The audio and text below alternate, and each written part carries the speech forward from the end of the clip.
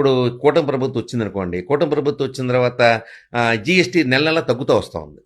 అచ్చా, GST income government గవర్నమెంట్కి okay, నెల నెల తగ్గిపోతుంది. గత 3 నెలల నుంచి అలాగే ఉంది. ఏంటి పరిస్థితి అంటే నాకు అర్థం కావట్లా. ఎందుకు తగ్గుతోంది? కొనేవాళ్ళు కొనట్లేదు, కొనేవాళ్ళు ఉంటలా. కొనేవాళ్ళు ఉండట్లేదంటే డబ్బు గవర్నమెంట్ ప్రజలకు డబ్బు వెళ్తలేదా? సరైనగా ప్రజలకి కొనుగోలు శక్తికి డబ్బు సరిపోవట్లేదా? తిరిగిట్లా. రకరకాల స్కీమ్స్ ఉంటాయి కదా.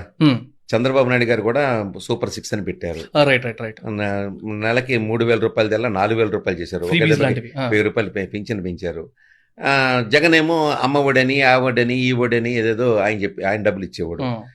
ఆయనేమో 55,000 కోట్ల రూపాయలు సంవత్సరాన్ని పంచిపెట్టాడు. ఈయనేమో 1,50,000 కోట్లు పంచిపెడతా అని చెప్పి ఈయన వాగ్దానాలు చేసుకుంటూ వెళ్ళారు. అది ఇంకా స్టార్ట్ అవ్వలేదు కదా. ఆ స్టార్ట్ అవ్వకపోవటం వల్ల, ఈ సూపర్ 6 స్టార్ట్ అవ్వకపోవటం వల్ల డబ్బు ఫ్లో ఆగిపోయిందా అని నా ఆలోచన. ఇప్పుడు అమ్మఒడి ఉందనుకోండి, అమ్మఒడి రాగానే డగడగ జనాలు వెళ్ళిపోయారు, ఏదో కొనేసేవారు, పర్చేజింగ్ వచ్చేది, పర్చేజ్ చేసి. మీరు ఎక్కడ ఎగ్జాంపుల్ చెప్పారు, బండ్లు అమ్మే వాళ్ళు. అదే మీరు విన్నారండి? అది కూడా విన్నాను. మీ ఫ్రెండ్ ఎవరు బండ్లు అమ్మేవాడు? అదే అంటే ఎవరో ఒక అతను చెప్పాడు నాకు. ఇప్పుడు స్కూటర్స్ 2 వీలర్స్ హైదరాబాద్ నుంచి రోజుకి 2 లారీలు మామూలుగా వెళ్తుంటాయండి ఆంధ్రప్రదేశ్కి.